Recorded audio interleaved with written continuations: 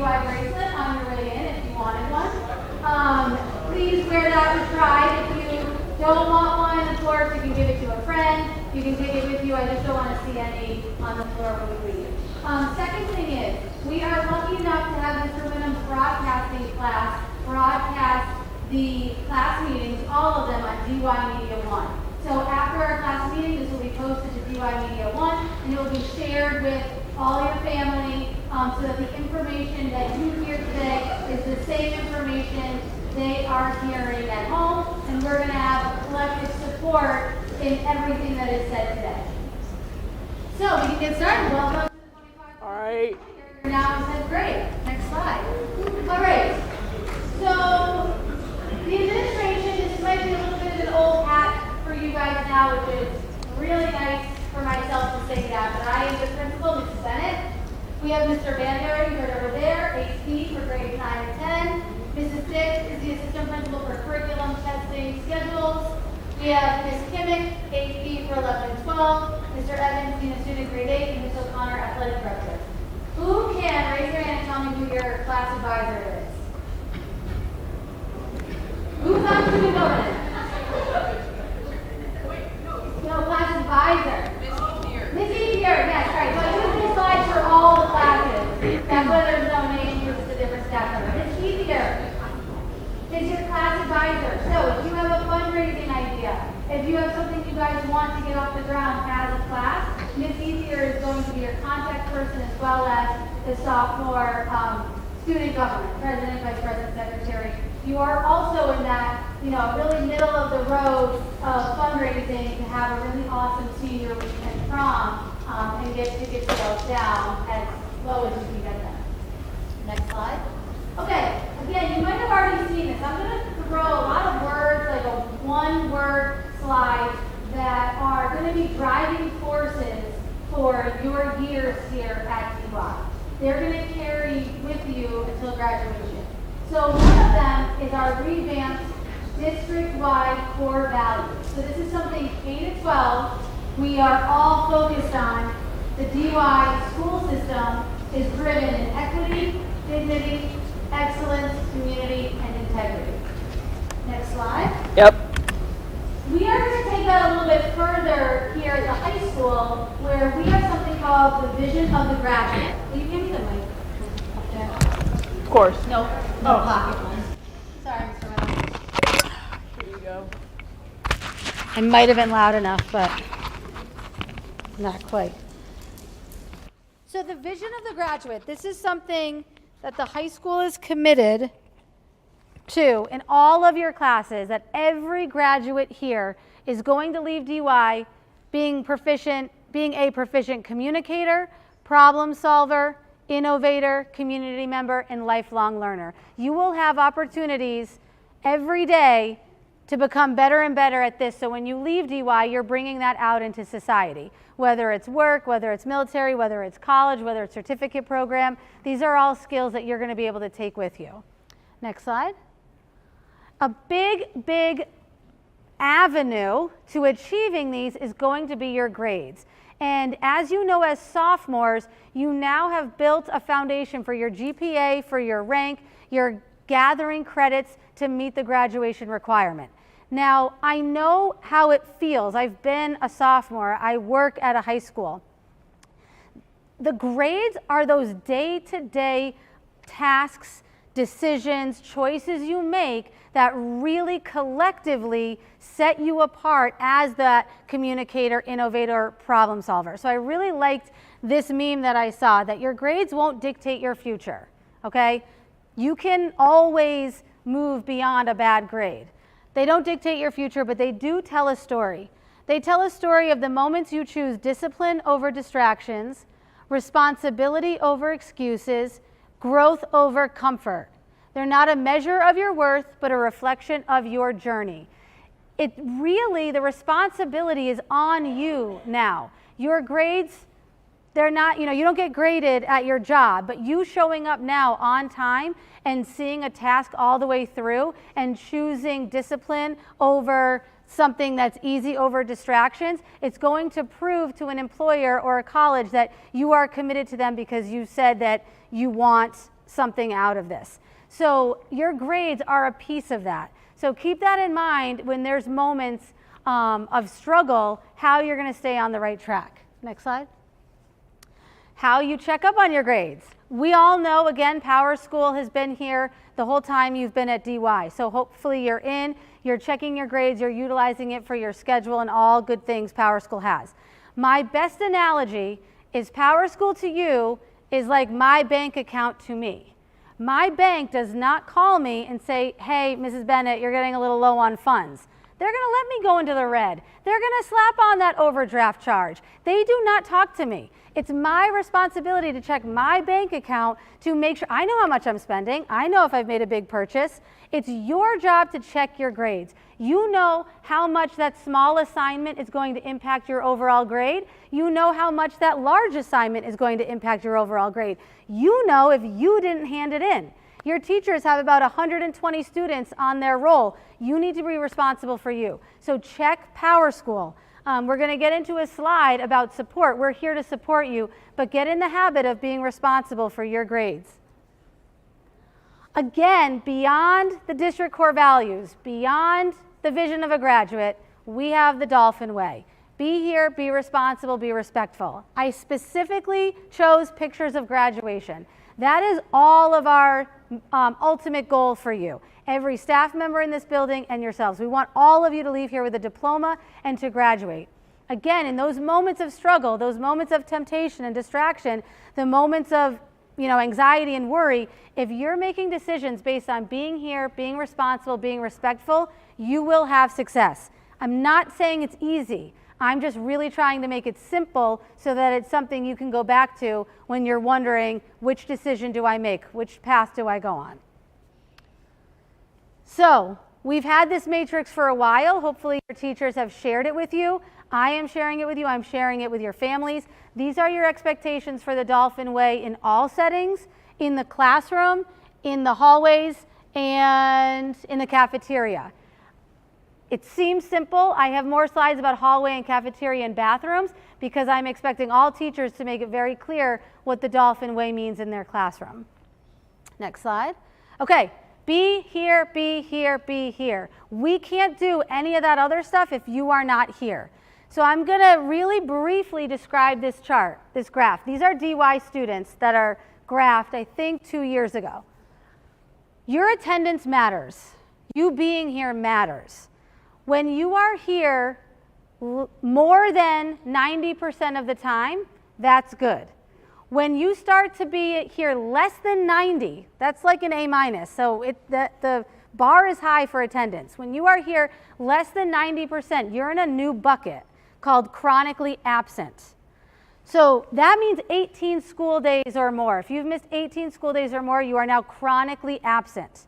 This chart is a graph of student achievement, student MCAS scores, with students in the blue who are chronically absent and students in the orange who are not chronically absent. You achieve more academically just by being here. So those students that miss 18 days of school or more are achieving less than those that are here 90% of the time or more. So I can't stress enough how important it is that you are here. Next slide. Dolphin Home and Dolphin Time is another opportunity for you to stay on the right track. It's our opportunity to support every kid in this building. So again, next week we're going to start Dolphin Home, and then you'll be able to schedule Dolphin Time. You might be in a place where teachers are pulling you in for some extra support. You might be in a place where you get to choose your Dolphin Time. Both of those are great. What I need to stress, gentlemen, what I need to stress is that Dolphin Time is a scheduled period on your schedule. It is not a time to run errands. It is not a time to go visit friends. It's not a time to wander the halls. If you're in a good place and you have earned that half-hour brain break, I don't care if you read or color, as long as it's okay with the teacher, but that brain break is not wandering the halls. You need to take that time in your scheduled classroom with that scheduled adult and figure out a way to spend that half hour productively, especially if you've got all your grades in order. Next slide. E-Hall Pass, again, I know this is an old hat. The big point I want to make with E-Hall Pass is anytime you leave the classroom, you need an E-Hall Pass. It's the teacher's responsibility to assign you one. If they don't, it's your responsibility to say, hey, I need an E-Hall Pass. What that does for me is it increases the amount of positive interactions I have with students in the hallway. As the principal, this is how I get to know you. When I ask, hey, where are you headed? That's not me to get you. That's me striking up a conversation. You say, oh, I have a pass, I'm going to the nurse's office. I'm like, hey, how you feeling today? What's been going on? Then I can progress the conversation. It's no one's way of, you might have 3 adults stop you. That's great opportunity to have 3 interactions with adults in the building. So having an E-Hall Pass is that initial piece of trust that we know, and a staff member knows where you're going. Cell phones, you can go to the next slide. I think we've made a lot of improvement on cell phones. I think we all are clear of my expectation of the staff and students, but I really want to make something clear that I make clear every year. You are not to have your phone with you during class time. To support that, you put your phone in the phone lockers. If you struggle with that, we will support you. We will keep your phone until 2:04. That's the first offense. And we'll contact home. Second offense is we may have to tack on some disciplinary, maybe some type of detention. We contact home and we keep your phone till 2:04. Third offense is you have the contact home, we keep your phone until 2:04, and there may be a family meeting as well as discipline. So we're going to progress in that. In every single scenario, you get your phone back at 2:04. So please, it is my expectation that not a single adult is going to argue with a student about their phone in this building. That conversation is over. We keep your phone and you get it back at 2:04, no matter how many times we have to progress. So there's no arguments over your phones. Next slide. I would love it if you guys keep the snapping of the bracelets to a minimum. I was really hoping I could trust the whole student body with that, so that'll be a really great thing that it won't distract me as I continue moving forward. Dress code. I know this is a lot of language. This is from the handbook. My 2 biggest points here, well, 3. My first large point is that your dress code should not distract from the learning experience. We are an educational institution. You are arriving here to learn with about 1,200 individuals. So that's the setting. That's what you're dressing for. It shouldn't distract from that. The second piece with dress code is it shouldn't destruct or destroy any of the facilities. The floors, the walls, I don't need the building to get harmed because of your dress code. The third piece is it's not up for debate. You might have left your house really thinking that your dress code was appropriate. The handbook states that it's up to the administration's discretion. So again, just like phones, if we tell you that you need to fix your dress to be appropriate for the school setting, then we're telling you it needs to be. And we'll support you in that. No argument, no further conversation. We want to get you back to class as soon as possible. Cafeteria. 2 main things. The first picture up there is our German club hosting German exchange students at a game night. We can do really fun community events in the cafeteria when it's cleaned up and when it's appropriate in a state of cleanliness to host outsiders in the cafeteria. That's what we want. You have to be part of that by cleaning up after yourself. So we have about 350 kids that run through each lunch. Nobody's job is it to clean up after 350 kids. It's your job to clean up after 1 kid, and that's yourself. So please, if you make sure that you put things in the trash, you clean up after yourself. I don't have to hear that it's not mine, it's not me, it was my friends, they went to the bathroom. Make sure you clean up after yourself. The second picture is how the cafeteria, 1 table was left during the first weeks of school. That's not acceptable. So if you see a table like that before your friends leave, make sure that everything is thrown away. Every table needs to be clear so that we can clean it. The third thing is you have to stay in the caf and seated until the bell rings. Again, just like dolphin time, it's a little bit of a brain break. You get a 25-minute lunch. That is your time. Be with your friends, have conversations, laugh. You can just hang out. But you have to be in the cafs and you have to be in your seats. When you start storming the hallway, that's when other people start to get anxious. They think they need to leave. now we've got 200 kids standing, and it's a difficult thing to manage 200 kids in the hallway when your teachers are enjoying their lunch as well. There's no place for you to go because your teachers are enjoying their lunch. So again, stay in the caf, stay seated as best you can until the bell rings. Next slide. Hallways and bathrooms, again, be here, be responsible, be respectful. I included be honest on here. The more that we adhere to the Dolphin Way, like I said, the more positive interactions we're going to have, and the more positive interactions, and that trust is going to get built. So by the time you're juniors and seniors, we're having very mature adult conversations. Next slide. Okay, student advisory councils. I have 2 student advisory councils. It's a small group of students who meet with me once a month during Dolphin time. It is a way for me to hear student voice. It's a way for us to work together on improving the school experience while you're here. It's all grade levels. So if you are interested, this again is going to get posted. I think it already is on the Lagoon. So please fill out this form if you are interested. We're going to start meetings in October.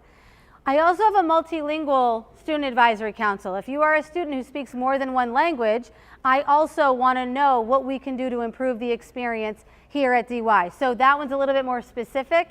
If you are a multilingual student and interested in being part of my advisory council, please fill out that form.